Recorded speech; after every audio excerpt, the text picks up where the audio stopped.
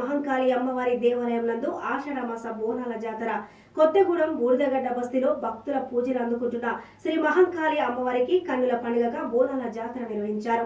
కాళీ ఉపాసకులు నరేంద్ర భవాని ఆధ్వర్యంలో ప్రతి ఏటా ఆషాఢ మాసంలో వైభవంగా బోనాల జాతర నిర్వహిస్తున్నారు. ఇక బోనాల జాతరలో భాగంగా మహిళలు భక్తి శ్రద్ధలతో శిరస్సుపై బోనాలు ధరించి ఆలయానికి చేరుకొని అమ్మవారికి మొక్కులు చెల్లించుకొని బోనాలను శ్రీ మహంకాళి అమ్మవారికి సమర్పించారు.